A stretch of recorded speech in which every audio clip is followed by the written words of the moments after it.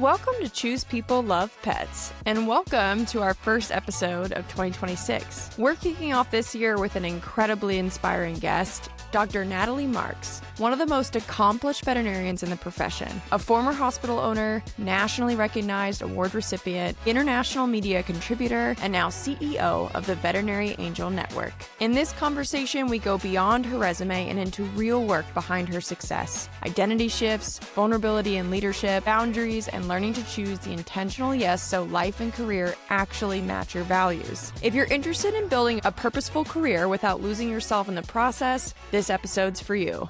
I'm your host, Dr. Brianna Armstrong, and this is Choose People Love Pets. Dr. Natalie Marks, I'm so excited that you're here today. Before any awards, media features, or companies, what do we need to know about early Natalie to understand who you are today and how you got to where you are today? Such a great question. I think that a few things in my life changed my trajectory now that I've had time to look back on them to make me as driven as I am, sometimes a little too much maybe, but also to be a caregiver and a helper, and one that very much appreciates and wants to mentor, not always be the mentee, and also somebody that knows that there is not one box that I fit into, that I really have loved and continue to love exploring lots of different avenues, some of which have been very challenging but have turned out to be amazing, and some of which I really didn't think I'd enjoy and now absolutely love, and some that I thought, oh, this is going to be exactly where I need to be, and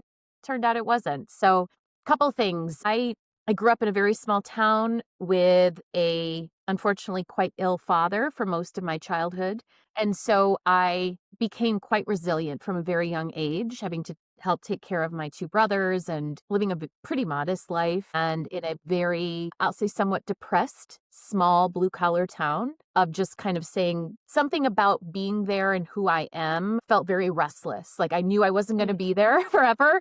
I knew that there was more to me, and I certainly wanted more out of my life, but I became very independent at a young age. Sometimes, to the fault of other things, certainly, but it was a wonderful skill set that I didn't know I was getting at the time to drive me to having less fear than I think others may have had early on in their career or just in life in general. I became very resourceful. I learned how to ask for help, which I think is a huge skill that many of us don't acquire or feel is a liability versus a strength. And I also figured out pretty early on that I'm a really good caregiver and I'm a helper, and not just with my own experience with my dad, but just with animals, with friends, with my brothers, that gave me a lot of reward. So veterinary medicine fit very well into that. In fact, my best friend growing up had a horse farm, and from the time I was 5, my earliest memories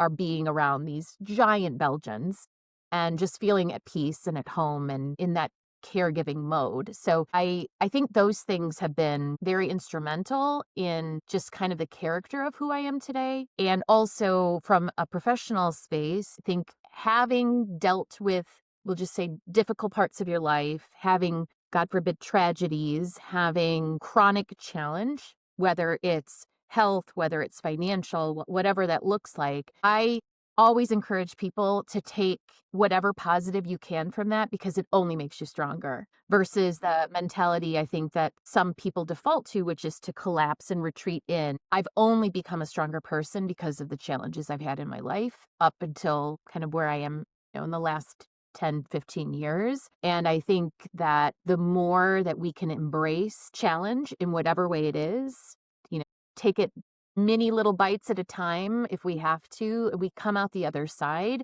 you're only more resilient and more gritty and more ready to take on bigger tasks, bigger challenges, things that you thought before your challenge you'd never take on.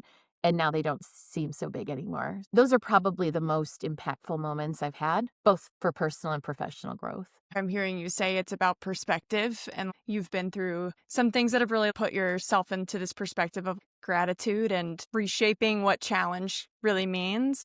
Do you think you can teach that? I think about that all the time, as far as if we could get veterinary professionals to change their perspective on what we do on the day to day, maybe the narrative wouldn't be so negative, but I don't know if you can teach that. Like, I feel like you have to go through some stuff to finally see that side of things. What do you think? I think two things can be true there. I do think it helps to have had some type of challenge in your life. I don't Mm. wish challenge on anyone Yeah. by any means, but it doesn't always have to be this monstrous challenge. It can be many challenges that you go through.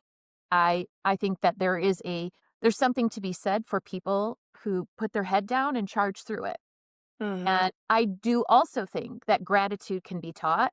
I think it can be learned. It absolutely can be practiced. What I sense right now, and when I'm mentoring and talking to colleagues, and a lot of people reach out to me, I think for much of what we're going to talk about today, because they see that I have a very different journey than a lot of veterinarians, and especially female veterinarians out there who are also parents and are trying to create a life for them that allows them to have both things, not Hmm. this, you can only have one. And I think as we think about that and think about the gratitude component, a lot of people today are living a life that is a square peg trying to be put into a round hole. What I mean by that is, and this happened to me, there's a moment in your life, if you are a practicing clinician, where you may not be a practicing clinician anymore. Or maybe you're not at the right hospital, or maybe you're not in the right work culture, or maybe you're not in the right species, or maybe you just aren't in a practicing place. Maybe you need to be doing something else. And one of my big soapbox moments in podcasts and writing and lecturing is it's a brave moment to acknowledge that you aren't in the right place. And that doesn't mean negative. And that doesn't mean that the place you're in is negative. It just means that there isn't a match anymore. And as veterinarians, we often just silo ourselves and say, well, if I'm not a small animal practicing veterinarian, what else am I going to do? And I went through that for about 6 months thinking I'm stuck. I'm trapped. I don't know what else I can do in my life. How would I even start that? But the moment, if this is you, if you're listening and you're like, I feel that, I just want you to hear that you're not. You're only as stuck as you allow yourself to be. And once you release acknowledging that this is not right for me, there is a moment of gratitude that comes at that moment that I can't describe. It is such a release of saying, I'm ready. I don't know what it's going to be. I'm ready to explore this, or I'm ready to dig into what opportunities are there, but I've decided my life is going to change. And for me, that happens frequently now because I find opportunities that I try and maybe they aren't necessarily the right fit. Maybe I'm not the right fit for that opportunity, or that opportunity is not the right fit for me. And as I read more about successful people and I read more about people who embrace gratitude and people that are finding that fulfillment on both sides of their life, which is really my goal, is to truly embrace and live my life and be as present and as thankful and as deep in it as I can be. I know that when you don't feel right in the moment, and maybe you've done the work to say, could this be fixed? And it can't be. The people that know how to say no make a lot of space for those moments that are yes moments. I have been working at that and practicing that, and it is exhilarating when you see that practice actually come into action and to see what opportunities start flowing to you when you truly know what feels good, what drives you, what makes you your best you. Hmm. And a lot of the people I'm meeting now, kind of getting back to what you said about the negativity, is I know, because I felt it, I know there is a fear of saying I'm in the wrong place. Like there is a fear. We're perfectionists at heart, most veterinarians. And to say that something isn't working, and some of that might be because of us, is a really vulnerable place to be. But when you can be brave and acknowledge that to yourself, the world opens up to you. And it really changes your perspective on the degree that we have and what being a veterinarian means, and all of the different places out there that need us. I practiced for over 20 years. Absolutely nothing I would take away from that, nothing I would change. All of those instances made me the clinician I am today. All the people, all the families, all the patients, I treasure them. That being said, I definitely am in the right place now, not being a practicing clinician full time. So it's interesting how your journey changes. How did you get unstuck? Like you said, you were in that place that you feel like a lot of people are in, and you have to make the decision to say no and change. But like, how do you get there? For the people who are listening who are stuck and are like, that sounds great, but like, how do I get to a point where I'm ready to do that? What happened for you? Well, I think it's different for a lot of people, right? There's different um, sort of breakthrough moments, or maybe there's this just instant where you just know. For me, it really was my kids who, at one point, it was late. It was a rainy night. I remember, I don't exactly remember the date, but I remember it was very rainy. And one of my kids had a band concert. We were just, kind of schlepping back and forth, and we're just going through the motions. And somebody had homework that didn't get done. And I had been working like a 11-hour day, and I'm tired and grumpy. And one of my kids said to me, "Mom, do you ever smile?" And it was like a dagger through my heart. Like, Oh my gosh. I thought, like, it really just stopped me in my tracks, and I thought, "God, do I ever smile?" Number 1, I'm certainly not being the mom that they need me to be. It was and I know a lot of working moms, especially in our profession, who are practicing clinicians, can probably relate to this, where you give, give, give, give, give all day. You don't get a lot of recharge, and then you come home, and the moment you walk in the door, you're on. I have 3 kids, so, I mean, it doesn't matter the number, right? It's just being a parent. You're Yeah. on, and then they're demanding a lot of you, which you haven't given to them all day. And then all of a sudden you finally get them to bed, and then it's 10 o'clock at night, and you're thinking, like, what's in for me, right? And did a lot of reflection in that moment, because I think when the people most important to you note that you are not yourself, note you are not your best self, right? And they deserve my best self, right? It's a T in the road. And that's when you can say, "Okay, this could be really hard, and this could be a lot of work, but I don't want my kids to ever say that about me again. Like, we're all gonna have bad days, but there should be joy that I'm coming home to them. There should be joy. They should see their mom being her best self so that she can Mhm. give to them." There was it was about a couple weeks where I vacillated back and forth between, "Okay, I'm ready. I'm gonna do this." And then I'd be like, "Oh, it's not that bad." And then I'm Mm. gonna do it, and then, God, uncertainty, that's like the enemy of the controlling perfectionist. I don't know what I'm gonna do. There was a lot of that, and then I had, thankfully, just a breakthrough moment where my practice had been doing a lot of beta testing for Apoquel, and one of our reps had come in and said, "I see you doing a lot of mentoring here and teaching your associates and, new grads, and we'd love to have you teach in the area in Chicago." And I'd never done this before, but I knew I loved to teach. And so she was like, "Do you mind just putting together a lecture, and we'll help guide you and shape it, obviously, and you can do a dinner lecture in Chicago." And I thought, "Okay, I'll try it. I know the product, like, I can talk about it." And I did it, knowing that there was only the expectation of the one night, right? And if I didn't like it, and they didn't like it, we could just part our ways. Turned out I loved it. Never thought I would. Never thought about practicing the entire time I was lecturing. And that felt weird to me. Like, I thought I would be like, "Oh, I can't wait to get into the practice." But after I was done, I had this mini rush of, "God, I would love to do this again." And that was really the stimulus that very slowly I started doing more regional lecturing, and then I started doing more national lecturing, and it became my own consulting business within a matter of months. And I will say, I did not stop practicing after that first lecture. By all means, no. There's moments where you got to put in extra work, but I did start to change the balance. I went part-time as my lecturing, became more, more in demand.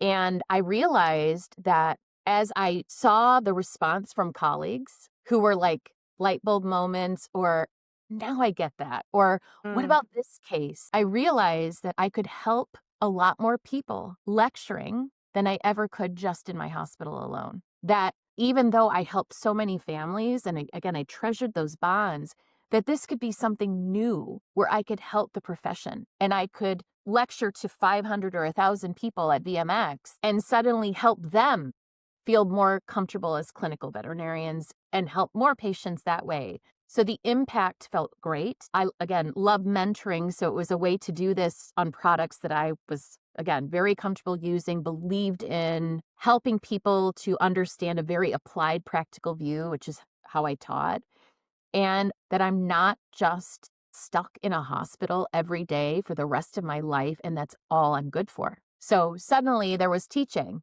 and then that kind of went into let's try writing, and then, kind of down the list. So those were those pivotal moments. I will say, though, so many people reach out to me and say, I am stuck and I have no idea where to go. And for those people, I strongly encourage journaling and to get in a space where you're not at home, you're not going to be, interrupted by your kids or the dishes or whatever's going on.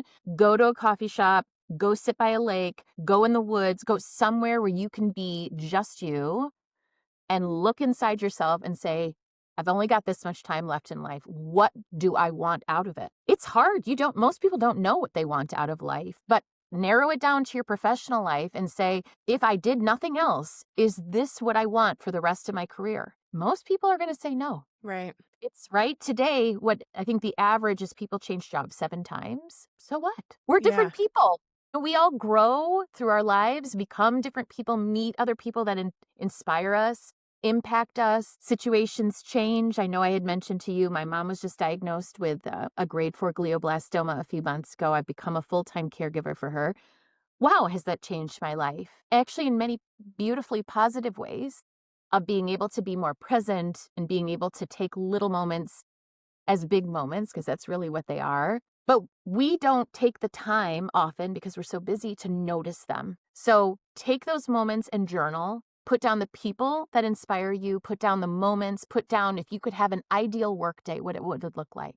And do the Google ideating strategy. There's nothing off limits. Just write it down. I know people that want to be anchors for Good Morning America. Shout out to Adam Christman. Hope that happens. I know people that are, doing unbelievable diplomat work as veterinarians. I know people that are phenomenal authors, right? Just because we have a doctor of veterinary medicine, again, does not only equal small animal practice. And so, yes. And so, yes, that when I finally truly believed that as I started teaching and writing, now I believe anything's possible. The part of why I'm doing this podcast is to expose people to more of those different job opportunities or like just paths that can be taken. Before I'm still learning as I interview more and more people, I'm learning like all the different options that are out there. And actually, Dr. Kelly Cooper, I was just chatting with her the other day, and her advice to me when I was journaling, I feel like I don't know all the options. So how could I possibly choose? And her advice to me was, think about your day-to-day and the things that you like in your day-to-day and the things that you dislike. And just start there. Like, just write down what you love about your day and what you hate about your day. And then can you find something that, as you stack up the things that really bring you joy, can you figure out like a career option or a job path that would like get you into more of that? And I thought that was really helpful because I think there's so many people who don't even know what they don't know. Sounds like you, before you got this speaking opportunity, you were like, this is it. Like, I can't do anything else because this is all I know how to do. And this is what you do when you're a vet. As you got more exposure, you're like, oh, shoot, there's like this whole other world out there. But it's hard to know that when you don't know what you don't know. That's true. Yeah. And I love that about what you like, because it could just be the littlest things. Like, I like to get up early. Maybe you aren't a morning person. Well, you need a job that fits with that, right? You shouldn't have to change everything about yourself to fit a position because it won't last, right? It's not sustainable. At some point, there's going to be restlessness because it feels the best when you are just authentically yourself. And that means like, I like to have, long lunches because I love to work out during lunch, or I do not like talking to people. I like to work at my desk, right? Or I love being around people, and I have to be around people, and working through COVID remotely almost, destroyed me. So things like that are really helpful. And the second thing I would say to that piece, and one of the best decisions I made was to invest in yourself. I have a life coach, could be a therapist, it could be time with a mentor, it could be reading, again, memoirs of successful people. It could be investing in self-help, whatever it is that drives you, again, to be more connected to who you are, or to have an expert help put together some of these pieces of like, I have this long list of all the things I love, but I can't put them together into what really fits, right? Mm-hmm. I worked with a life coach, and I'm so thankful that I did. I still do, still have the same one, of somebody that can hear what I'm saying and to reframe and make me think about things in a way that moves me forward. It's not to say we ignore our past. It's not to say that we don't live in the present, but it also, I think, helps us to say, okay, well, I love getting up early. I love having my coffee. I love moving. I don't like the same thing every day. I don't like monotony of routine. I don't like to be kind of disconnected from people. These are all things on my list. So I'm like, my consulting company, check, check, check, check. Make my own schedule, work for the companies I want to, travel because I love to travel, all those things. That's sort of how I knew I was fitting myself into the place and creating the space that I wanted for myself. As my vein opportunity came up, that's a whole different category that has completely surprised me. But I only had that opportunity because I had space in my life for other opportunities to come my way. When you are, one of the biggest challenges that I've had to overcome is that saying yes to everything because you're afraid what's going to happen if you say no one time. Like nobody's going to ask me to speak again, or they're going to think I, didn't want to be involved with this group, or whatever the case may be. But if you start to tailor the things that you want to that life list, to your core values. I spend a lot of time with my life coach finding what are my core values really? What is deep inside of me that I want to be the light that guides these opportunities forward? Because if they're full of passion and they're authentic and they are adventurous for me and they provide a challenge and they're joyful and they're surrounded by kind people and some of the other things that come up for me personally, Those are your values. yes, those are many Yeah. of them, and they fit. Those things Yeah. fit. And some things that come my way, they might have one or two, but the more that you use a filter, your own filter, doesn't matter what anybody else thinks, your own filter, and you say, wow, but when I look at my core values, it doesn't really fit. Listen to that and don't take the opportunity, or say, you know what, the way this opportunity is right now, I don't think it's a good fit. But if at some point it comes back and it looks like this, come back to me. And that has significantly helped me feel more myself, more at ease, more creative, more productive. It's brought the energy of the people that I want to be associated with to me, because those opportunities are typically with like-minded people. And that just builds on itself. It builds on the momentum. And when you're better at something, people notice that. And that drives attention for more opportunities like that to come your way. And it just becomes a snowball. And I've been very grateful to my life coach, but also to myself for taking the time to invest in those sessions, reading those books. Again, whatever that looks like to you, we just so rarely do that.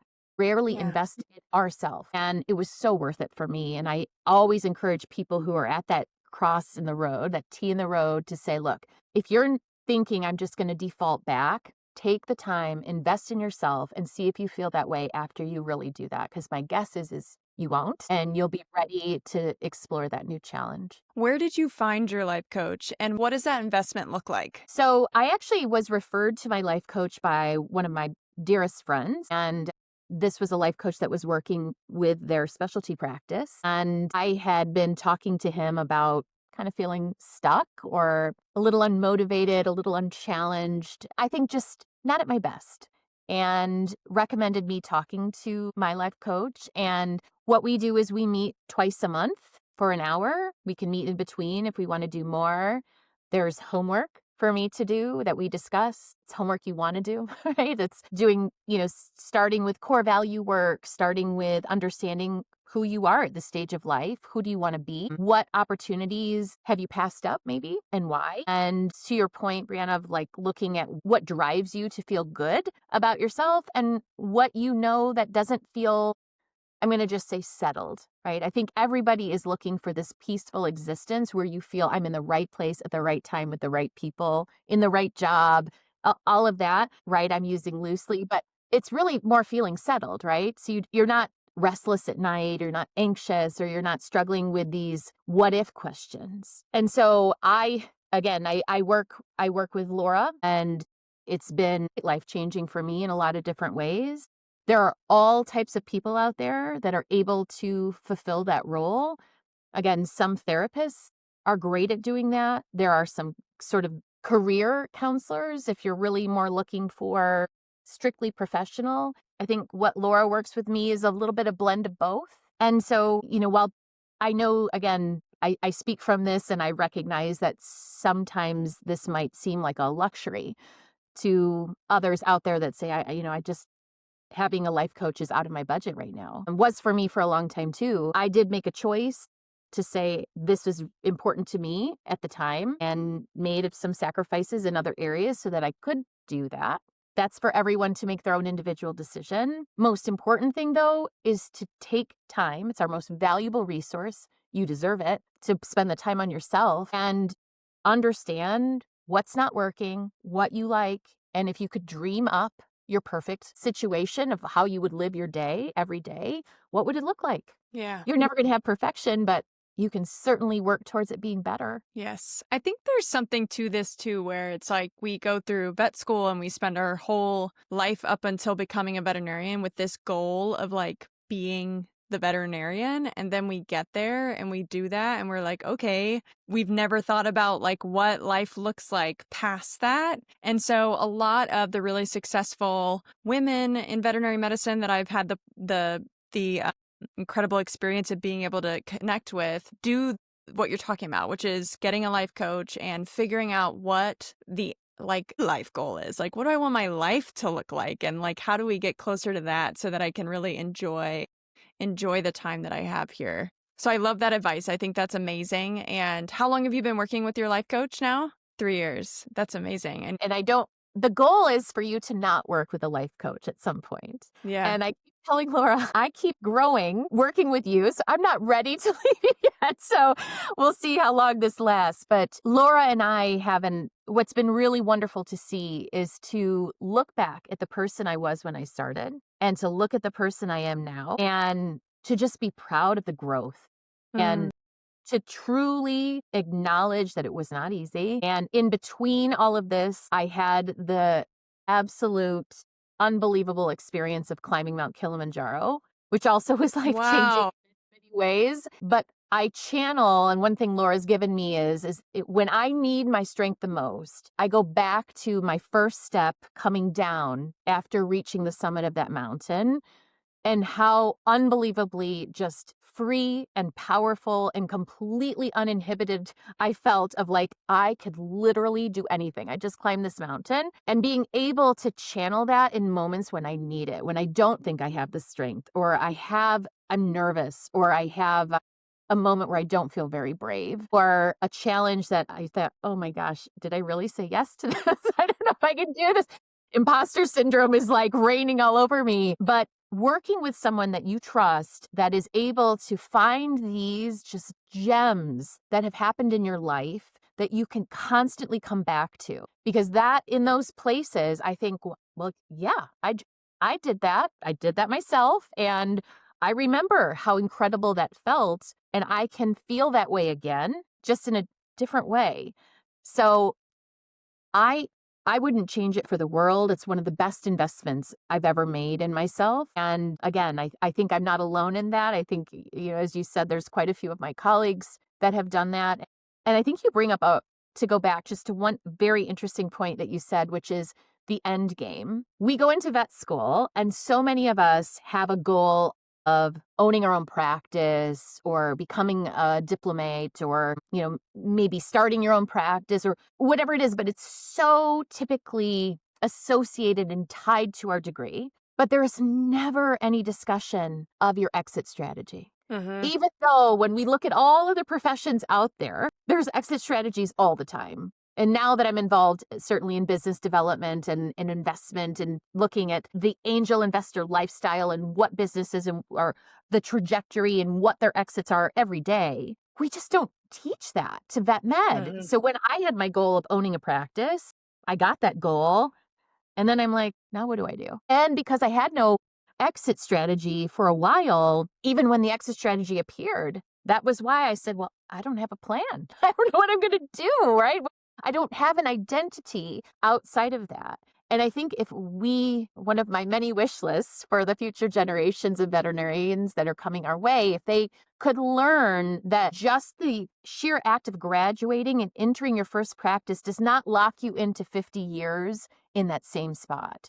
That there is always the ability to exit. There's always the ability to restart, to regroup, to pause and say, okay, I need a break. I'm going to take a sabbatical and figure this out before I jump right into another position or jump right into the same toxic environment, or just because it's familiar doesn't mean it's healthy. I mean, all of those bad cycles of thought that we habitually get into, we just don't talk about it. We don't teach it. We don't teach, again, as much of the business side, of course, that we need to know to be able to kind of say, well, you know what? I ran a massive practice.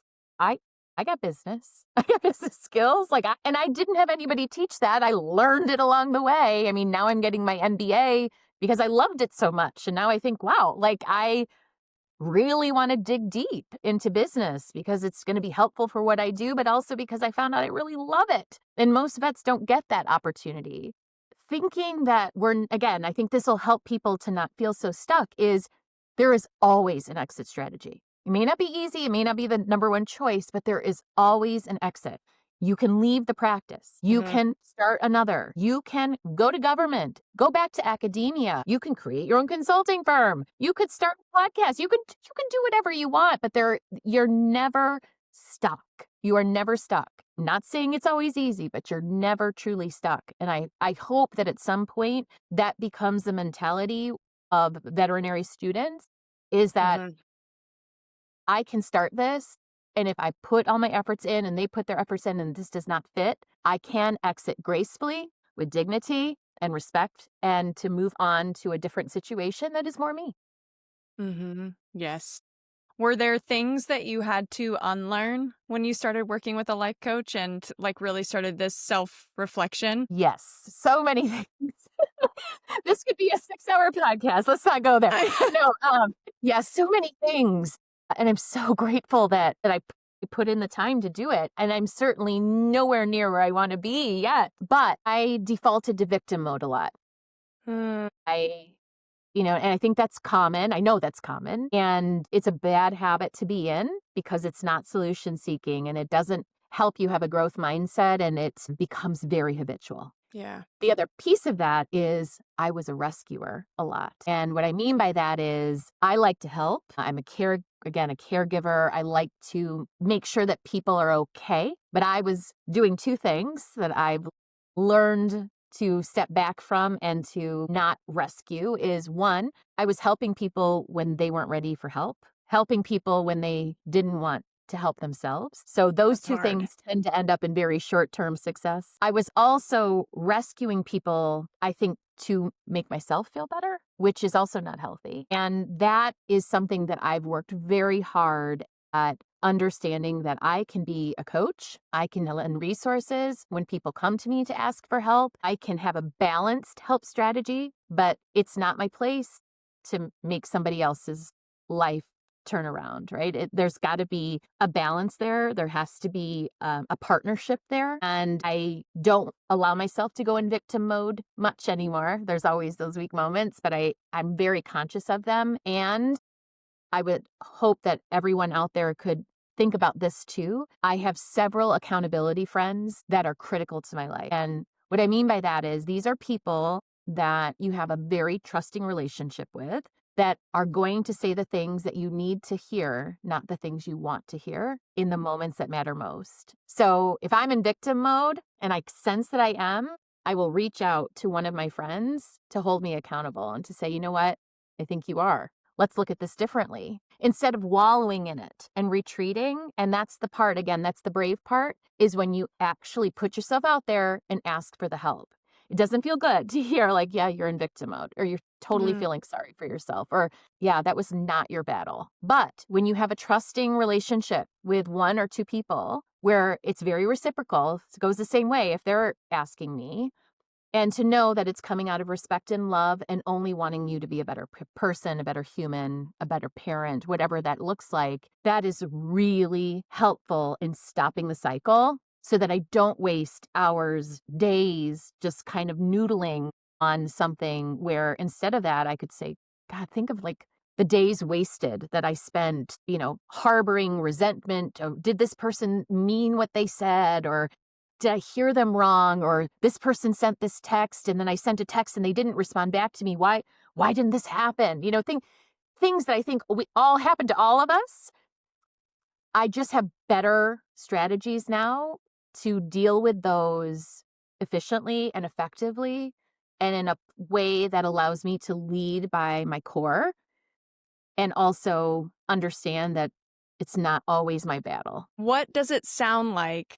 What are you telling yourself when you're in victim mode? And then what are you changing it to with the mindset that you have now? Or like, what would your accountability partner tell you to change what you're thinking to? Yeah, I'll give just an example of victim mode. So let's say that I I wanted to lecture at an international conference, place I wanted to travel to, and I've been looking at this and really wanted to for a place at that conference where I could have this beautiful blend of personal and professional kind of success and exploration. And I thought that was going to happen, and last minute someone else was chosen for that spot. Victim mode to me would be these intrusive thought cycles of starting with, I didn't get it. Well, why did this person get it? I must not be as good as a lecturer as I thought I was. Maybe I shouldn't even be lecturing. Well, I'm not a good teacher. And then it just spirals into these very, very big catastrophic thoughts of, maybe this person was lecturing on a topic that was more desired by the audience. Maybe this person already had a contract before I even stepped in. We don't know the background, but instead of these negative assumptions where I'm spiraling, right? And then suddenly I go from not speaking at this one afternoon at a conference to I'm a horrible veterinarian and teacher, right? Instead of jumping there, I know now how I physiologically feel when I get in victim mode. Like I know how my body feels. I get a headache. I know what my gut feels like, which is typically very nauseous. I get anxious. I know the manifestations on my body when I feel that way. And I have developed this habit of when I feel that way, that is my trigger to reach out. It was my trigger to retreat and let this fester for days at a time until somehow I would come out of it, but not feeling obviously resolved. So now when I get that way, I have a few people that I reach out to, and it might take 10 seconds for them to be like, oh my God, it's victim mode. Like, it's usually pretty obvious by that time. I'm kind of self-diagnosed. Or it might take a little bit of discussion to get there. Or it could be the opposite of rescuer. I say, well, I went out of my way to get this person this, interview and nothing came from it. And now this person isn't reaching back out to me and they seemed very unappreciative or whatever that looks like, even though I have no idea the actual scenario that happened. And again, not my place to rescue. So when I do reach out, typically the response back is like a confirmation of, yeah, you're in victim mode. And we just kind of take a moment and acknowledge that that's the space we're in. I spent a lot of time with my life coach, understanding how to live in the feelings that are. I was a big person to distract. Like if something negative I was feeling, I was like, I don't want to deal with it. I'm going to just go for a run, or I'm going to just dig into work. But working at living in the moment and letting the feelings just be, like acknowledging and saying out loud, like, I didn't feel great when this happened. I felt anxious. I felt nervous. I felt disappointed. I felt like I didn't deserve it. I felt less valuable, like as a person and as a colleague, like all of those things, just name them, get them Mhm. out, and then start talking about the solution seeking. So, like for this example, one of the solutions might be to reach out to the organizer of the conference and get feedback. What could I do next time that maybe next year I could lecture here? Is there something about my previous lectures that weren't the right fit for this conference? Because maybe it wasn't the right opportunity for a good reason, right? I mean, Mhm. human nature is to default to the worst. So Right. we talk through in these accountability moments of, let's think about a solution that's reasonable. Let's think about how you could approach this differently next time. Let's think about what is your next step. And having those logical moments. So the feelings get out, right? We name them all, we write them down, we say them out loud, we blow them away, whatever strategy you use. And then to actually think logically through it, you'll be surprised at how much more quickly you can move past those moments that can hold you back and then look towards the future to some of these other accomplishments that you want to have. And there's always a learning moment in everything. There's always Yes. one. It's just sometimes those moments are hard to hear. They're hard to see, or it's something that you knew that you didn't enact, that you ignored, that you pretended you didn't know. There's a humility in that too, which I think is so helpful to just have that moment of being human and realizing that we're not perfect and it's okay, right? To have that grace given to yourself in those moments. But I think for me, what has been the most helpful is understanding when I'm triggered in victim mode, this is my plan. I reach out, I name them, we talk through it, and I move forward. And I don't look back. I don't look back. And that's taken a lot of years in practice. I'm not saying that's something that happens overnight for people. I mean, I still work at it every day, Yeah. but for me, it's an extremely helpful strategy. Imagine how different our industry would be if more of us practice this stuff, you know? I really appreciate you sharing and being so vulnerable about like what it looks like for you. And it helps me, and I'm sure the listeners understand, like, when are we getting into those mindsets? And then what is this shift that you made? And like, how can we apply that to our own lives? I mean, I could literally, when you were explaining like where you go in your thoughts, I was like, I did that last week. Like I did it last week, you know? And I do have people I can reach out to and I'm like, am I crazy? Am I thinking about this the wrong way? And I just kind of work it out. But I don't think enough of us in veterinary medicine have someone or feel comfortable enough to do that. And so I love your advice of like, you have to talk about it and you have to find people and also recognize like when you are doing that to yourself, you know? I'm so glad you brought that up. I had the exact same feeling until my best friend confronted me one day and said, you don't tell me these things. You're always there trying to help me, but you never talk about what's bothering you. This was a while ago.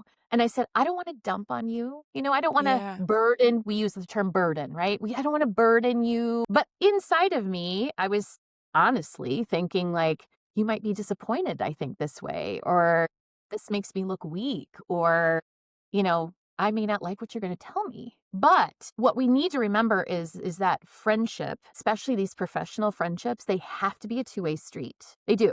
Friendships do not work. Mentor-mentee relationships do not work. Collegial relationships, whatever it is, personal relationships, don't work when they're one-sided. And there is a beautiful trust that builds from being brave and vulnerable and sharing and letting another person help you. And as soon as I heard him say that to me, and I really took it to heart, I said, okay, yeah, I need to share more. This is not fair to me. It is not fair to you, right? And there is no burden there. In fact, it is such a gift to share that vulnerable space with someone and to know it's sacred and you both want the best for each other. It's strengthened our friendship immensely. So I hear you. And I was that person for a very long time until someone actually gave me feedback and said, when you don't share with me, it makes me feel like this friendship isn't as worth it to you as it is to me. Wow.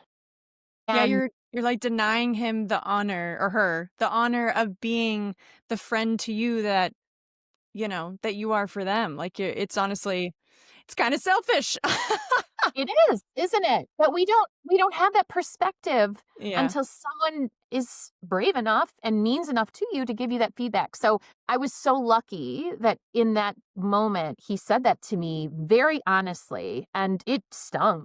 Like it Yeah. really stung, but the best outcome from it. And I encourage people now to think about that, in that we like to shoulder everything, right? Yes. You're a practice owner, a parent, you're a daughter, you're a son, you're an aunt, uncle. We have so many hats that we wear. It takes a village for anyone to be successful, let alone in this profession. It takes a Hmm. village, but the strength of your village is completely dependent on what you put into it. We can't expect all these people to be here for us when we don't allow them to be. And so that's also a practice that I work at quite a bit, is allowing myself to be vulnerable with the people that I know. We have this trusted vulnerability exchange. Doesn't mean I call up every colleague of mine and share vulnerable moments. I mean, it takes selection. I think it takes practice. It takes investment of time. It takes bravery to have those. But those are the most special relationships and treasured relationships that you will have. Those are the ones that stand by you in those victim modes. And those are the ones that stand by you when you feel like you don't have the strength to go on. And those are the ones that say the things that you do need to hear because no one else will. And so I don't think our profession is comfortable being vulnerable in those moments. And I understand why. I mean, it's super hard to be a veterinarian in whatever aspect of life that you do. I mean, we have so much to manage: emotions, finances, just the human animal bond, right? Alone, that just the strength and just kind of the nuance of that, and us being the protectors of that. That is a sacred responsibility. You can't shoulder that all alone. It's not sustainable. So find your people, find your village, and make it be a two-way street. Yeah. I heard someone say one time, we were talking about like how do you know which people are the right people for that village? And being able to tell people like things you're struggling with is one thing, but when something really great happens, who do you feel comfortable telling that to? Who isn't going to feel like threatened by you or judged or whatever? And like that is the people that are closest to you. It's the people that are going to be proud and happy for you when you've really done something that you think's amazing. And when I really thought about how many friends I had where I'd be comfortable being like, yeah, I got this amazing award, or like I'm going to do this or that or whatever, and I would feel like they would be happy for me, like that number of people is pretty small, pretty small. Yeah, it's hard to not, in that moment when someone's telling you that they've won an award, or they've just got engaged and you've been single for years and that's all you want, or someone's pregnant and you've been struggling with fertility, right? We never know what's on the other side. We just don't Yeah. know it all, right? Everyone is dealing with something behind the scenes. And so sometimes when you share what's really happening beautifully in your world, it is that special friend who, even when they're dealing with their own challenges, can put that aside and be authentically happy and proud and so immensely grateful that that experience happened to you. And Hmm. I agree with you. When you look at your friend funnel, it really narrows down to those few select people who your energy matches and your core values often match. And they really can look at the beauty in who you are, even dealing with things behind the scenes. And I love that statement. I think everybody needs a cheerleader in their life. Yeah. And sometimes it's not even your best friend, right? Like sometimes it's that person that you have this unbelievable, unexplainable connection with, where you're just each other's person in that way. Yeah. Yes, I know. And that is a search that doesn't always happen right away, but they're out there. They are out Hmm. there. In order to find them, though, and that's the key of being vulnerable, in order to find them, you do have to put yourself out there at times. You do have to meet new people. You do have to challenge yourself and put yourself in places that you'd never expect. Surround yourself with people that maybe you wouldn't normally gravitate to. And that has happened to me for sure. I become the best of friends with people that I have met later in my life in circles I never would have dreamed I'd be kind of exposed to or be really invested in. It's very surprising how life works. I want to go back to you were talking about as you started lecturing and then it turned into major conferences and then you were writing articles for today's veterinary business and you've won so many awards. If people look you up, it's really amazing. Some of the ones that I thought were really cool were the Dr. Irwin Small First Decade Award. You were America's favorite veterinarian by the AVMA. And so you mentioned before that managing your family and this career has been something that has evolved over time for you. And it feels like you were talking about how busy you were as a practitioner, but when you look at your resume, your CV, like it just looks like it gets busier and busier. And so and so my question is really around like one, what was that transition like going into public media and being this figurehead and really like all eyes were on you, but also juggling this like insane blast off in your career while you were trying to raise your family and manage a relationship with a partner and all the things that come with that. It it was not easy in any way, shape, or form. I don't have regrets in life, but I certainly have much learned from my time as a practice owner with 3 young children. And I ended up buying into my practice when I was 37 weeks pregnant with my second child. Oh my gosh. And and then when I had my third child, 16 months later, I went back to work in 5 weeks. Wow. Not something I'm proud of, and nothing I would ever recommend anyone do again. But I was in the mode and the mindset of if I don't come back, especially as a woman, Mm. people are going to look at me differently and not respect me as much. And if I don't keep the same pace and I choose my kids over my career, then I'm not going to be at the same level as many of we'll just say the male colleagues that were practice owners around me at the time. And I've learned so much since then, thank goodness. I saw my kids rarely when I was at the height of my practicing career. I would leave for work by 6:30 in the morning. I'd get home if I was lucky at 10 o'clock at night. Oh my gosh. Rarely saw them. It was only when I started thinking about exit and my oldest daughter said to me, Mommy, can you come to this? She had a gymnastics meet or something. And I said, no, I can't. She'd asked me a couple other things and she's like, are you ever going to see anything of mine? Just kind of this like, you're never here. And it was at the same time that I had a personal health scare. And those two things kind of collided in a moment where I said, why am I a parent if I'm never around my kids? And I miss them and they miss me and I can't go back and get these moments back. It was in that moment that I also was thinking about exploring other options and I was writing down the things that I loved about my day. And one of the things I absolutely loved was walking my kids to school. Like when we had a day off, I had a day off from work and I could walk them to school. And I thought, I'm going to walk my kids to school as long as I possibly can. And then I thought about that kind of channeled me to say, I want to coach. I'm a softball coach for my youngest. She's this ruthless softball catcher. And I said, I've never coached. I've never even been to any of their sporting events. And my daughter was really getting into softball. And I'm like, I want to coach. I have to make this happen. So there are going to be things that come up. And this is for me, things started to change where I thought I need a job where I have the flexibility to make these things happen. So I have a work hard, play hard mentality. When I am working, I am working. And I can be a bit ruthless in those moments where I am on, I'm in it. I am, I'm really in work mode. But when I'm coaching or when I'm at my daughter's cross country meet or at my son's basketball game, I'm there. And didn't happen in this very smooth linear way, right? It's been a bit of a roller coaster and trial and error and massaging and shaping and molding and trying and failing and getting back up. But I've been able to create a schedule where I come out and say, look, these are the hours that I have. I do travel somewhat for me. That's what I love. So that's like me time is being able to travel. I try to make trips very short now so that it's, work hard, play hard, come home and see the kids. But I also know that I would not be the parent that I want to be if I didn't have the things that fulfill me in my professional space. So I have tried very, very intentionally and deliberately to create my days where I have the moments that mean the most to me with my kids from their end and my end.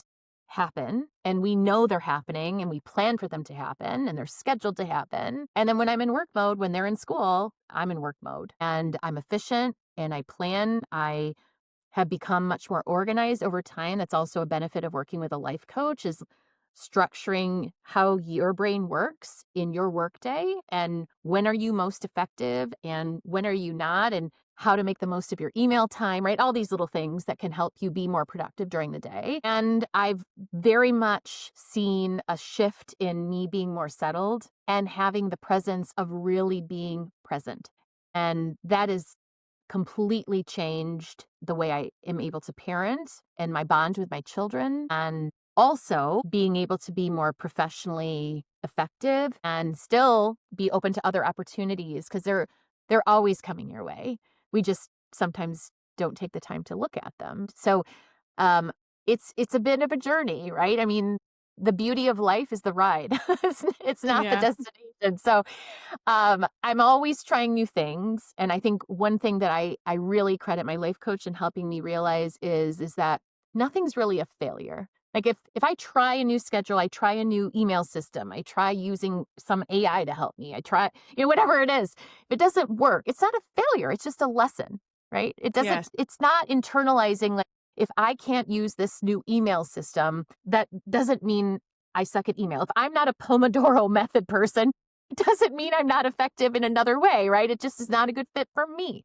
So if we can take that labeling and be what it is. So if you are trying a new work schedule and it's really not fitting with your sleep schedule, that doesn't equal, wow, you suck as a human, right? Like the Right. weight, two labels don't work, right? It just means that Yes. this circadian rhythm for you is not conducive to you being your best self. That's all that means. And so Hmm. we get into these really bad ruts of labeling some action against who we are in character or in, just in humanity. And that mismatch leads to very bad things. So I try to be very clear about what just happened is not feeling settled for me. I use that term a lot because for a long time in life, I did not feel settled. And now I do feel settled in where I'm supposed to be. I've created the space that feels right for me. The more that people can do that and say, well, something about I'm going to bed at 9 o'clock because everybody says I need to get 7 hours of sleep, but I sit there and lay in bed for 2 hours, like struggling to go to bed. It doesn't work for me, right? Like to say, well, I'm not a good sleeper. That's not what it means. It means for some reason, my chronotype means I should be going to bed later and getting up a little bit different time, and I'll still get those 7 hours, and that's what my body needs. And I hope, and it's, one of my wishes for vet med is that we can invest in the people in vet med in these strategies that are life strategies that will help you succeed in vet med too, but you need them for life, right? We spend so much time in school generating all this clinical knowledge, right? And some now hopefully communication, training and disc training and understanding how to be in a work culture, but we just don't spend time giving people life strategies because you often don't get that in college either. And then you're You just don't. thrown and spit out right to the world. And this is it. I'm thankful that at 48, I've invested in it. Could I have done this 20 years ago? Of course, I wish I would have at some point, but to be honest, I probably wasn't ready for it then. Yeah. So, you have to be accepting of it too. But I wish that there was more true life strategy work for so many of these amazing students that are coming out of school into a profession that is in a bit of controlled chaos right now, right? And there's Yes. not a ton of on-site mentorship, and there's not a ton of this true collegiality that might have been there 20 years ago. At least that's my feeling. Um, I hope in some of the work that I'm doing in the future, in the near future, that will maybe change a bit.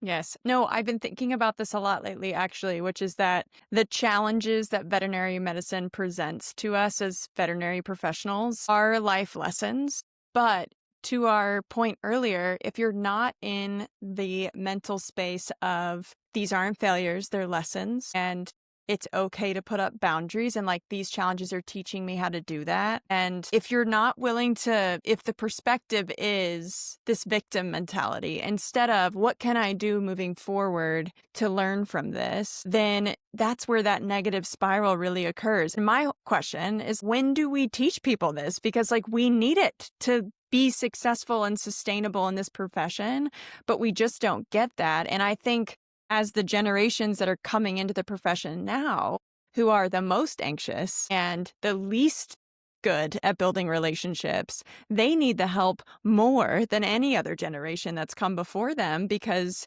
they've grown up on their phones and like have the least resilience. And so like I'm really worried in the next 5 to 10 years of veterinarians coming out that like if we don't make radical change, things are just going to get worse because they're more ill prepared than they've ever been for a relationship based industry that asks so much of your emotional and mental capacity. Yes. And you completely categorized our industry so well in just one phrase, right? Relationship based. Mm-hmm.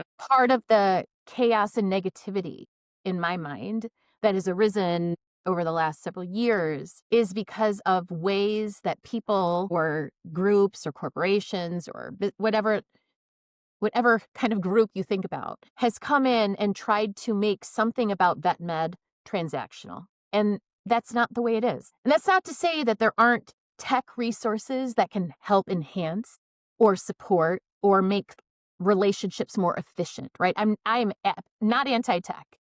But to your point of just this living on a screen, being much more comfortable just asynchronously communicating through text versus a conversation, feeling challenged when somebody asks a question versus just feeling curious.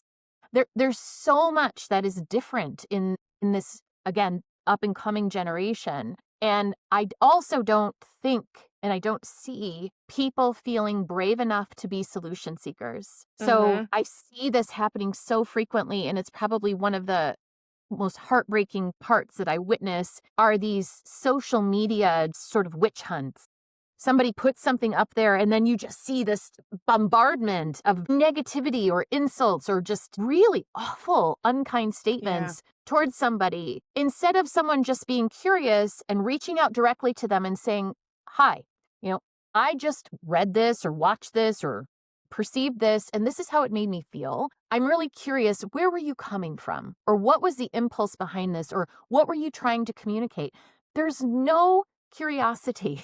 It's just immediate judgment on, again, I'm not a big social media person, but I see it because I have to interact in certain ways. I see that in negative reviews that go on for hospitals, which are just traumatically detrimental and permanently detrimental to a lot of veterinary, teams. I just see the use of this, just the web and social media often in such a negative and hurtful way, instead of us being just humans to each other and having these probably difficult but needed conversations, see solution seeking. We just see this, again, victim mode and everyone kind of piling on top of it. And that is harming our profession. 100%. And I'm not, and I absolutely am not saying if something is offensive, if something is personally hurtful to you, I'm not saying we just go, oh, that hurts, and I'm not going to say anything, and I'm just going to sit back and let it happen. That is absolutely not me either. There is a respectful and curious and human way to give feedback, to request feedback, to, again, find a solution for everyone to move forward. And I just see so much destruction happening right now in that element. There's a lot of people making fun of the profession, which I feel like, again, the intention is certainly not malicious in any way. At least I hope it's not.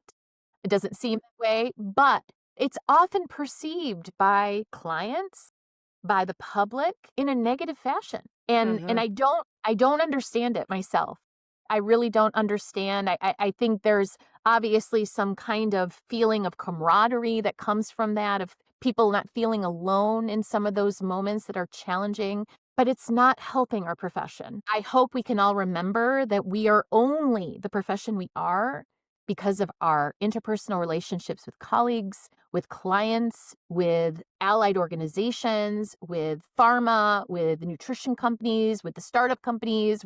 You know, there's a whole ecosystem, all of the non-vet pet services that are out there. We're only there because of the relationships. And that was one thing that at my hospital, we thrived on, was building the strongest and most transparent relationships with everyone that we interacted with. And it was very successful for us because it was authentic. And I hope that changes in some way, that we can reframe how we present ourselves in the public eye. I have a new team member right now who just started as a CSR, and she, in her first week, had seen so much negativity on TikTok that she was like, I'm really worried that I'm not going to be able to handle this because everything I'm seeing is so negative. And it's just really sad. And it is a spiral we're in. And I went to a comedy stand-up the other day, and there was a whole segment on veterinary cost. And I know. And it was like, it wasn't all about that, but it was about like him just having animals and dealing with that stuff. But like a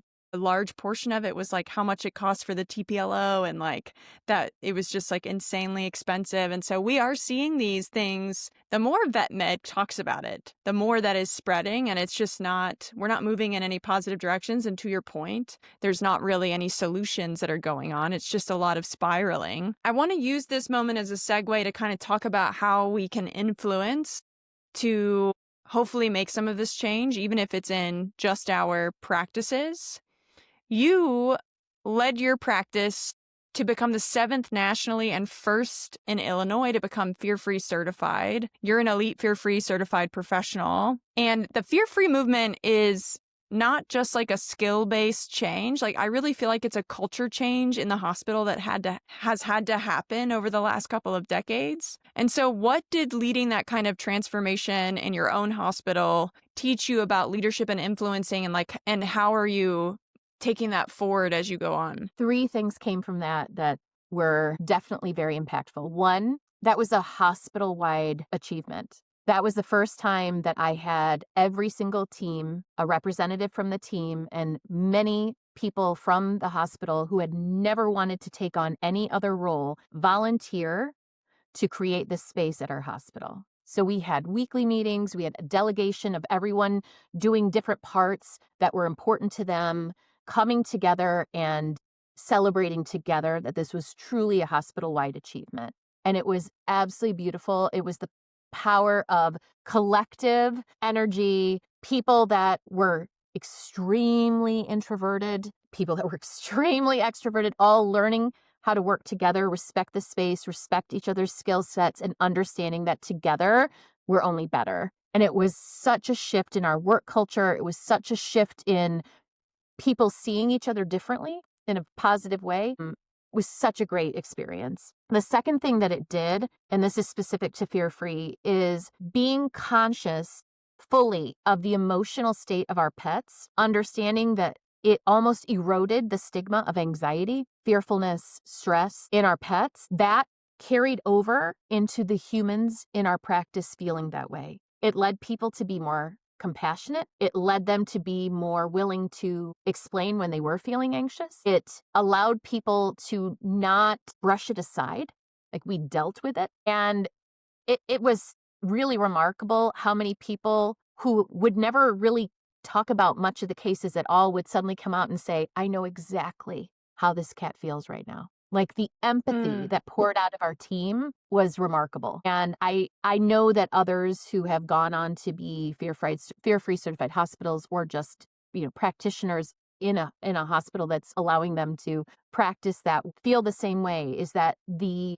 empathy that you feel, especially if you understand what anxiety feels like, what fear feels like, and how that drives you both emotionally and physically, is heightened in a way that brings so much more patience and grace and compassion for the pet and the pet parent and also the team member. So I have so much more patience. I have so much more respect for people who are challenged with those feelings on a daily basis. I have a lot more empathy. I'm a very empathetic person, sometimes to a fault, but I have a lot more empathy for people and pets that struggle with emotional health. And I do my best every day to support anyone in the fear-free movement, anyone that is wanting to be what I call a more holistic practitioner. So thinking about physical and emotional health of the pets equally. It's been such a paradigm shift. I mean, I think a lot of people would consider it probably the most game-changing initiative to come through in the last 50 years, if not then definitely at the very top. Marty and I are very, very good friends. I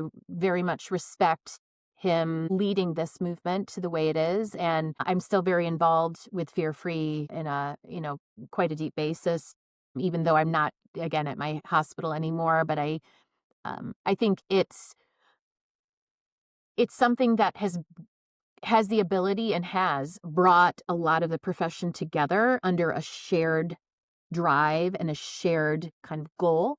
And there aren't a lot of things that are doing that today. So I will always support that movement fully. When you were making this change in your practice, maybe not necessarily for just Fear Free, but if there's a practice owner who's trying to make a change like that, that's going to influence everything that you're doing from the day to day, when you went through that experience, what were some of the biggest things that helped you implement such a widespread change for the hospital? Yes. So important to think about that at the beginning. Speaking from experience. First thing is, if it's going to be hospital-wide, you need hospital-wide team buy-in, right? Which means that from the beginning, you have representatives from every team as part of the process. Everybody needs to know the why first. Why was it necessary for us to become Fear-Free certified? It's a lot of time, a lot of money, a lot of effort, took a year, huge undertaking for a large hospital.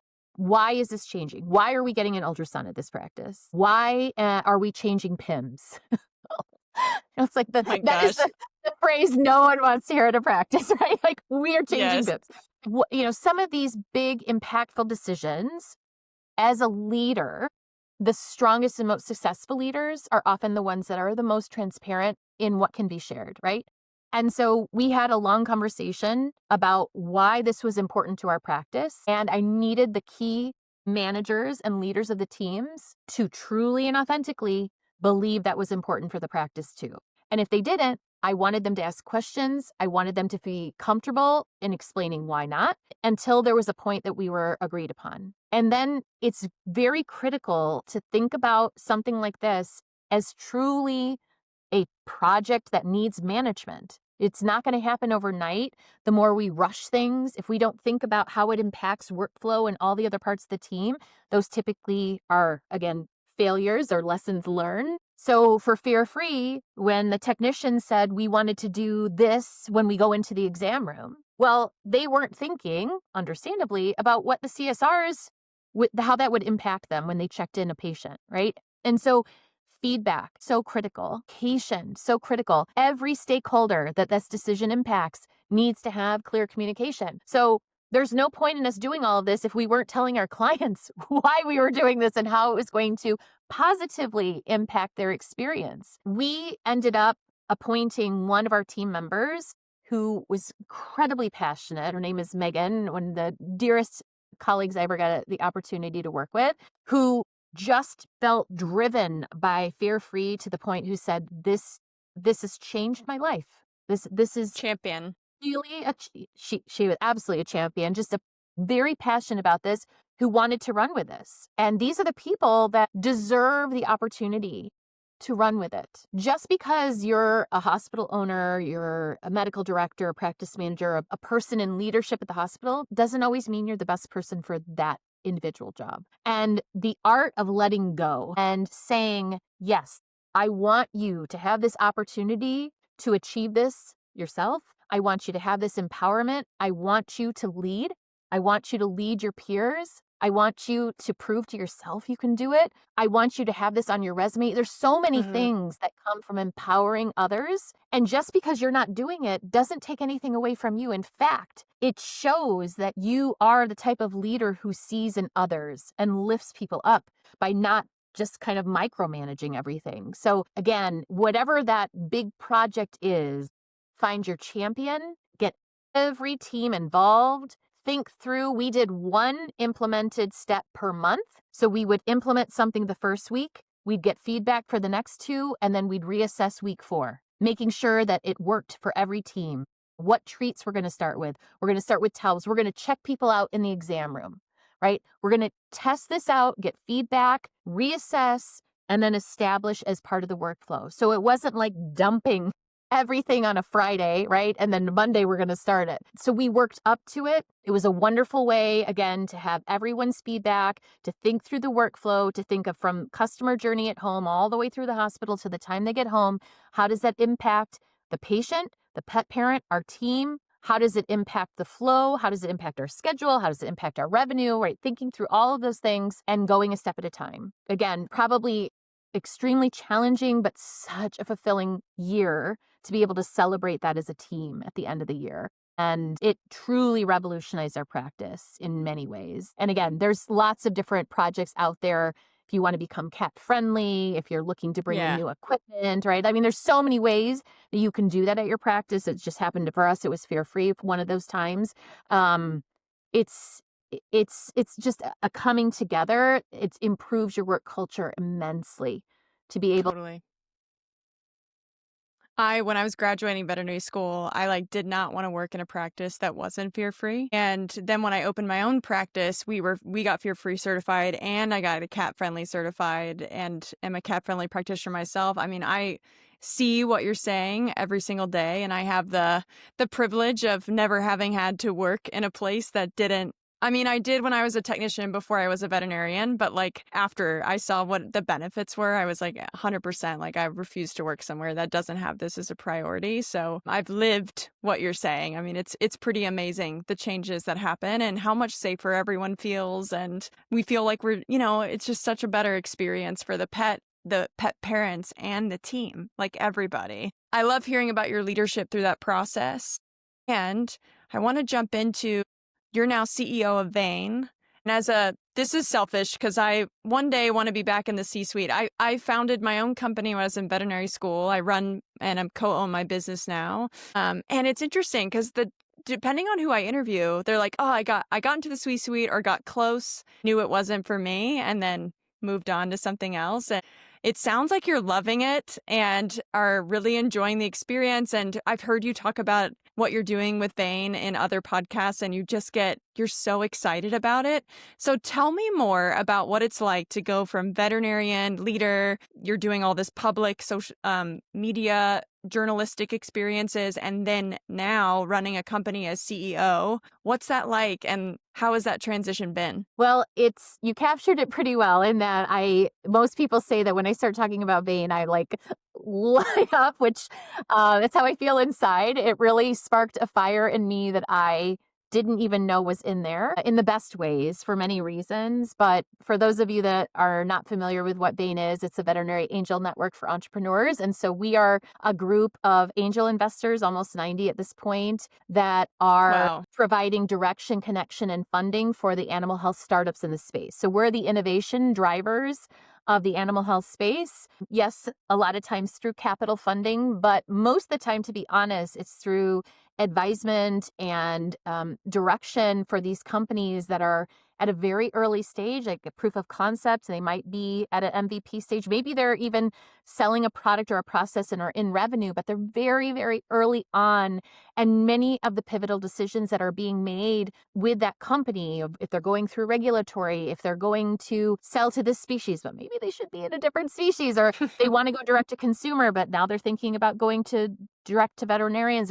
So many pivotal business decisions of people that have come to the animal health space that did not grow up in the space, that are really dependent on a lot of the guidance that we give them now. And so every day, I mean, this simplifies it quite a bit, but every day is like Shark Tank for our veterinary space. So we have had over 500 companies come through our funnel that apply, and they give us their pitch decks, and we meet with them, and they apply to get to our live pitch nights that we have every month, and we think through, and this is all species. So we have at this point 34 portfolio companies. We've deployed over 7 million in the space in 4.5 years.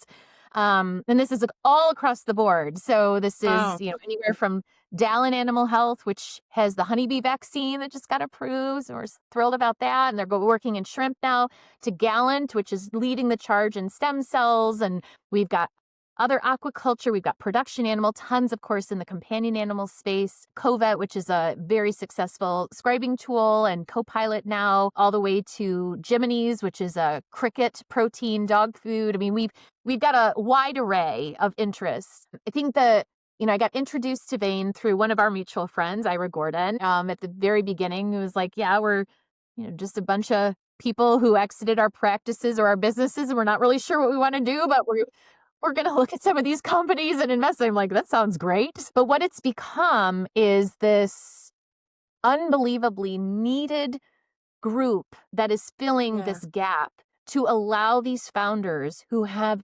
unbelievable ideas, many of them, that could reshape and revolutionize a lot of what we do for the better, of course, but they are stuck. We've talked a lot about being stuck here, and so maybe this is part of why I love this so much, but we are the only funding group outside of some random, individual angels that has the deep expertise and capital to help these companies in what we call a pre-seed or seed stage. So these are companies that have maybe had their own bootstrap money, or a family member or a friend maybe give them a little bit of money, but they're now at a place where they need funding to be able to take their compound farther through regulatory, or they need to do a clinical trial, or they need to figure out how they're going to manufacture this, or they need to hire people, right? These are pivotal foundational places of the business that needs to happen to grow before they move on to private equity or VC or family office and eventually some type of acquisition. It's been a exponential, doesn't even cover the learning curve that I've had on this journey of what is angel investing, right? Like what is that? Even you hear it on, a lot, but like, what does that actually mean?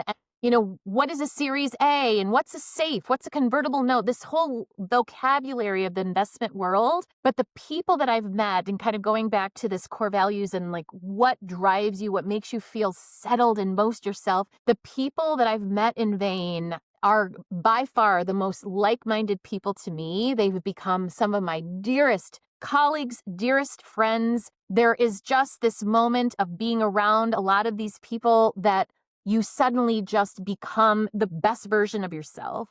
There's energy, there's excitement, there's positivity in a profession where we've already talked about there tends to be some negative leans, quite a bit now. And I think it's because we see possibility in the future. We hear people come in that have dreamed of the possibility of something better to come. And we don't fund everything. I mean, we've funded 34 out of 500, right? It's not like we're just throwing money out left and right.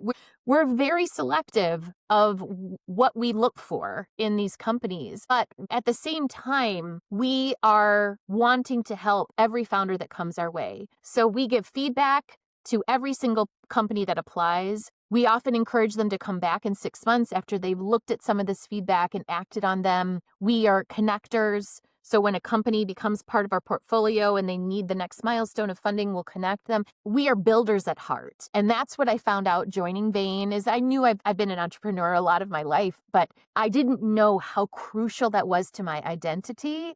We as veterinarians, obviously you're a successful entrepreneur in your own right. And we often don't label ourselves an entrepreneur, right? We say, I'm a hospital owner, I'm a veterinarian, but we are, and that is such an awesome skill, like such an awesome title to own and embrace. And when you surround yourself with like-minded people, if that is who you feel at heart, if you're listening and you're like, I love to build things, like I love to create, I love to leave things better than I found them. I love the momentum of the challenge of the climb and getting to the top and then realizing I can keep climbing. Like those feelings are and they need to be nurtured. And they can be around the right type of people. So that's one of my many charges as CEO of Vein is to find like-minded people who can not only add value to the companies, but to feel the value in return of being connected to a network of people that only want the best, that only altruistically want to help, that only want to see these truly needed companies succeed and to give back to the profession. And that's where I am right now, is doing my best to make that happen. And I'm so grateful every day. I'm surrounded by a leadership team alongside of me that is just absolutely phenomenal. Phenomenal humans, but phenomenal professionally in their own right. Everyone has their own area of expertise. And as I said with Fear Free, when that all comes together collectively, it's just unstoppable. It's truly a force. We're so excited for 26. Like, there's so many plans that we have to come. And if you had told me 10 years ago when I was exiting my practice, if you're like, 10 years from now, you'll be, the CEO of an investment group that's deploying money into the animal health space and you're running Shark Tank. I would have laughed in your face. Like, that seems so far from the person that I was back then. I think it's a testament to, again, the ride, the growth, allowing things to come your way.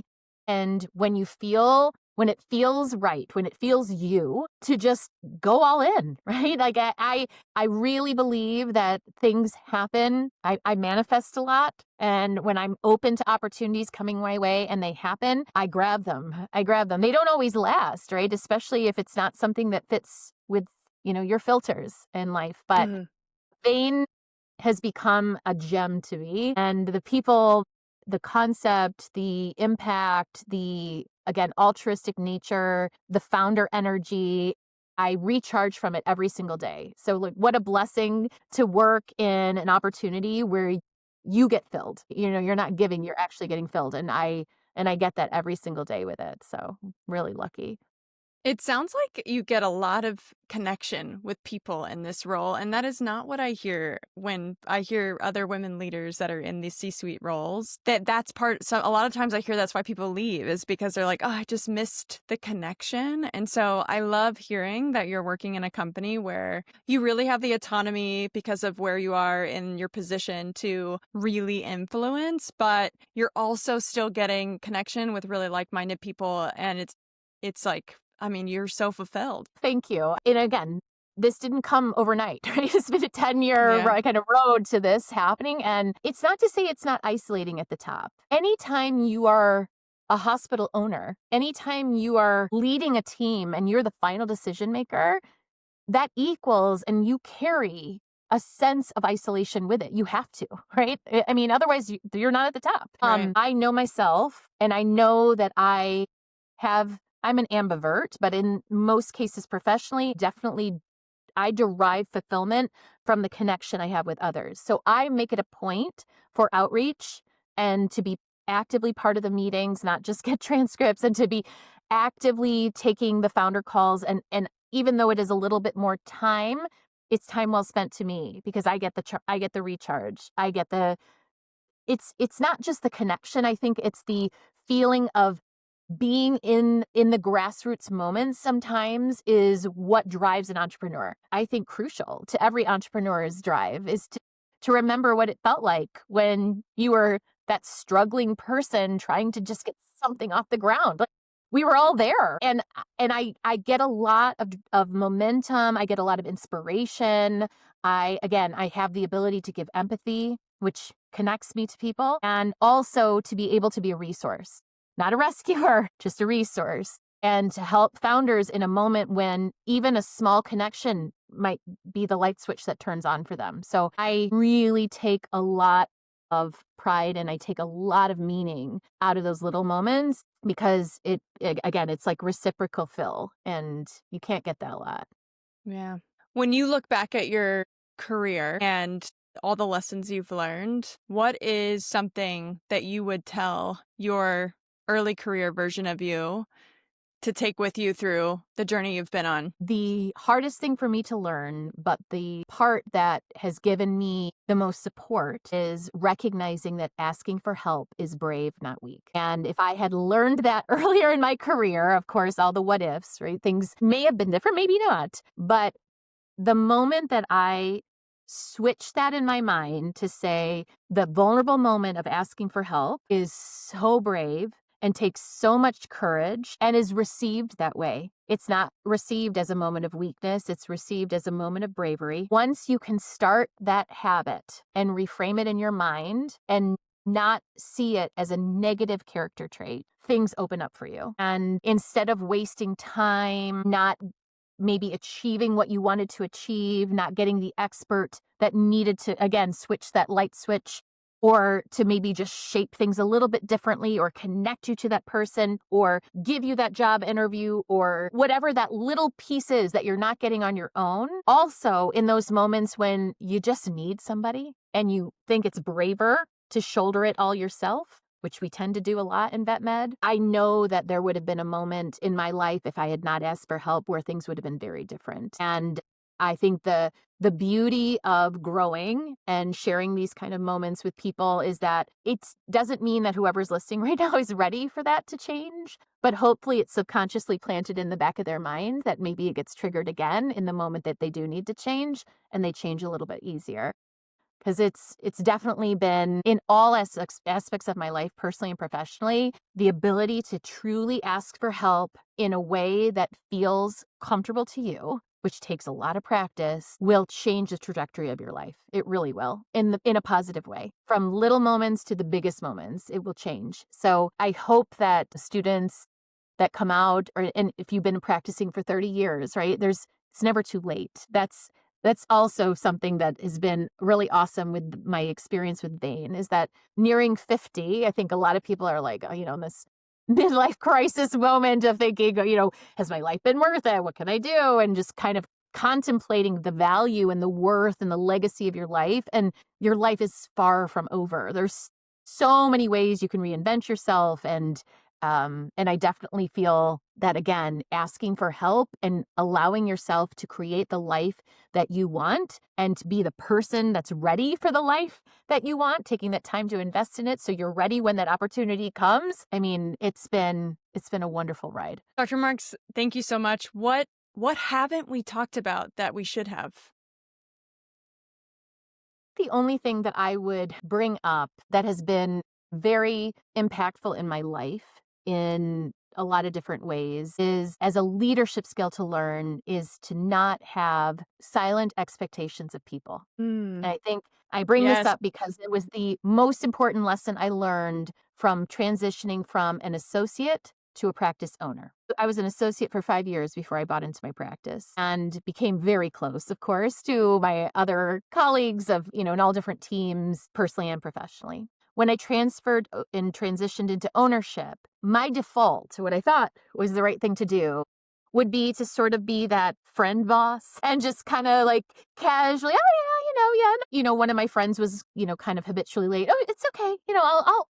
We'll get there, and just be kind of this very kind of tiptoey boss, and assume that because I had this expectation of, bringing ultrasound into the practice, that others would have a similar like-minded mindset in their expectations, and that they would, follow the same strategy. I was completely wrong. Everything backfired in my face. There was a lot of disgruntled team members who thought there was some unfair advantages for people who were previously my friends versus others. And I tended to get very frustrated when the expectation of a task being done was not the same as the person who did the task, because I was not being transparent. I was not setting a tone of what I wanted in the practice. I felt that friendship leadership style was going to be received better, and it wasn't.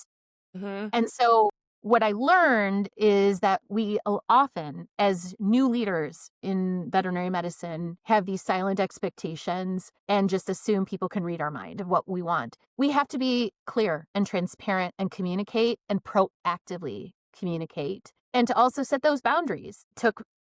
Unfortunately, I had to be a reactive kind of solution seeker after I started, and go to the people, one of them who is still one of my dearest friends, and say, this is a boundary that I have to establish now because we're in different roles. And that took a little bit of a learning curve, a lot of a learning curve, to be honest. But the boundary, the clear communication, the transparency proactively of the expectation of everyone's roles, being very objective. I know we can't always be objective, but as objective as possible in performance reviews and holding people accountable and following up on the accountability. All of those things were crucial to having every team member feel important in their role, because they were and are, to understand that I aspired to treating everyone as similar as I possibly could in regards to respect, empowerment, growth, accountability, trust, Yes. and to get them to understand that there was a boundary now and I was going to abide by it. Most of the time, it wasn't because the team members didn't abide by it, it was because I didn't abide by it. Mm. And so boundaries are often looked at negatively. I think we often think about boundaries as like I did something wrong or oh, I'm being too clingy or all of the things that go around boundaries that tend to default negative, but boundaries can be incredibly positive and healthy and also helpful, especially in a leadership team. And once those boundaries are established and they're held accountable on both sides, it's really very, very it's just a really good feeling to see the work culture come together in the way you want it. It was a hard lesson to learn. Took some time, took a lot of reflection. It took taking a lot of feedback, a lot of feedback. And it had to happen. So I'm thankful that I was able to take that feedback in the way it was meant. Not to say that there weren't nights of those catastrophic thoughts of like, I shouldn't be an owner. I'm a terrible owner. Just all of this. There were moments because this is pre-life coach too. But I worked through it. And we all have our struggles, right? But that I think we, especially because so many people in vet med are put into positions of leadership with zero leadership training, right? Yes. Happens at every practice. And it's so unfair to those team members to be put into a position with very little opportunity for immediate success, me Yeah. being included. Like I was suddenly a practice owner of a 70-person team and I didn't know what I was doing. This goes down to our life skills, right? The more people can learn these before they're put into a position like this, Yes. the more successful they will be from the beginning instead of having to learn. I Isn't kind that of climbed funny? up the hill and then went all the way down and then had to climb right back up again. Yes, I think that this silent expectation that we have was really a downfall of mine that thank goodness I don't lead that way anymore. But it was a hard but very important life lesson to learn. Yeah, I learned the same lesson. And I feel like it made me better in my personal relationships too. When I started practicing that at work as a leader, then I was like, well, of course my husband can't read my brain. I have to explain the expectations that I have for whatever I'm asking for help for or like want to do and then like the pieces started really coming together on both fronts because I was practicing it all over the place. And the other thing I'll say about this is when they make choices that don't align with the expectations that we've set, I cannot internalize that as I failed. It's really hard because we just want them to do well and we want to support them. And at some point you have to be like, I did all the things I could do to give them the opportunity to be the person I need them to be to support this business and support this team. And if they're choosing to not do that, that's on them. I'm not responsible for them. I'm responsible to them. And if they make the choices that don't mesh with what we need in this business, then it's not a good fit. And that's not my fault. And I think that's part one, we don't give the expectations and then want it to be fixed. And then two, even when we do that, we're so slow to accept what they're showing us and slow to fire. So then we keep these really toxic people on board. So that was the other thing is I had to let go of making it about me and understanding that like this was their choice and it's time for me to support the rest of the team by saying, this isn't a good fit. Yeah, what an important and very, very pertinent life lesson to have and a skill to say, this does not reflect upon me, right? Every person has the autonomy of choice and their own control of their, behaviors and emotions. I think that also is incredibly relatable. And just my last point of how we feel in the exam room when a client says no to a recommendation is that the default for so many clinicians is there must be something wrong with me because this client said no. I'm a horrible vet. I can't communicate. I did this wrong. I did that wrong.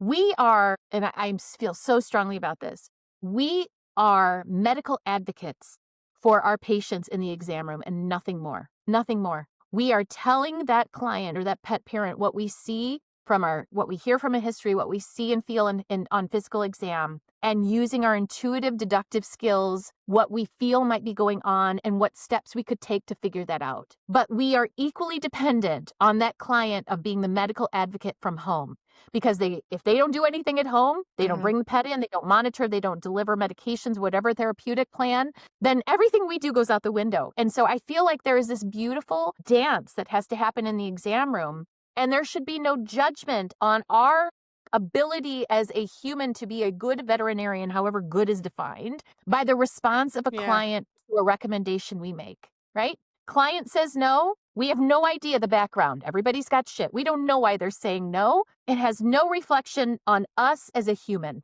It just means that whatever test or strategy we just said, this client is not agreeing to that strategy. So let's find another and stop feeling this internalized emotion of defeat, which I think is such a core piece of a lot of the burnout. It's so critical to learn this skill of clinical empathy, what I'm referring to of being able to empathize with the clinical condition, but not to then feel responsible for what that client decides because of the rising costs of care. And we're talking about spectrum of care and accessibility of care. This is only going to get harder. So we have to be able to go into that exam room understanding our boundary, understanding our role, what we're responsible for in the exam room, what the client is responsible for in that exam room, where we meet. We don't cross those lines, and doing our best as the advocate, doing our best in our recommendations, doing our best to help that client reach the goals and nothing more. And that doesn't make you a distant veterinarian. It doesn't make you a cold-hearted veterinarian. It makes you a sustainable veterinarian who can be empathetic in the moments that need to be empathetic, and it can step away and not have this kind of internalized, intertwined feeling of professional, disappointment equals personal defeat. That's not at all. And that is, to me, a crux of the sustainability of our profession. And I hope we can start reframing that more and more as veterinarians, in a very challenging time, are struggling to have that sustainability. I've been thinking about this a lot lately. And I literally just had a conversation with a new graduate who was like, yeah, I had this really incredible plan, but they said no because they couldn't afford it. And I was like, okay, well, what'd you do? And so he gave me his simplified plan for what they could do that day. And I'm like, you did a great job. That was the best veterinarian you could have been for that person because you gave them what they needed based on the limitations that they gave you. And that doesn't, just because you didn't do gold standard, doesn't mean you're a bad doctor. If you lead with judgment and then are like, fine, then we're not doing anything today, that's not a good doctor, right?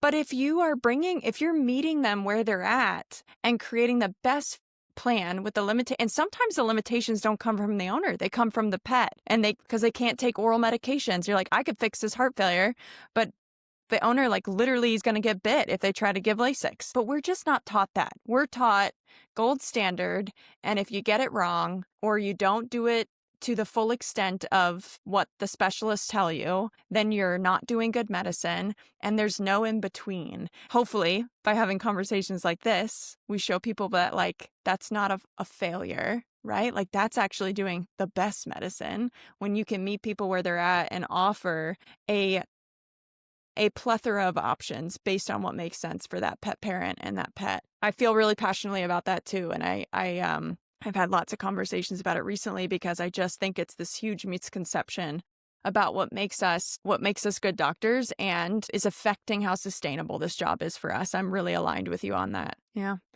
Dr. Marks, thank you so much for your time today. And thank you for, when I started my tech company for veterinary medicine, I don't know, it was 8 years ago now, but something like Vane existing would have made a big difference for us. And I am so excited to see where the industry goes with you driving this opportunity for veterinarians and really just people who have ideas that are going to push the profession forward in a really positive way. The impact you've had already is substantial. You are one of the people I look up to and hope that one day I can make even a fraction of an impact that you have. And you're not done. Like, there's so much you're doing, and the vision that you have of where veterinary medicine can go, and the shift that we need to make. The people who hear the messages that you're sharing about, like, how do we find sustainability and what are the steps we need to take in order to do that so that we can enjoy this work and be in the profession is amazing. And so I just really appreciate you and your time and the example you're setting for women in veterinary medicine. And just thank you for being here. Thank you for those incredibly kind words. It's moments like this that make everything work in it, right? So I see a lot of incredibly strong, very inspired, driven, positive humans like you out there doing their part to change this industry. So I have a tremendous hope that this will continue to be the best profession out there. And I'm just very grateful for this podcast and for the opportunity to talk about this. Thanks for listening to Choose People Love Pets. If this episode resonated with you, please follow or subscribe to support the show. And if someone came to mind while you were listening, we hope you'll share it with them. Thanks for being here. This is Choose People Love Pets.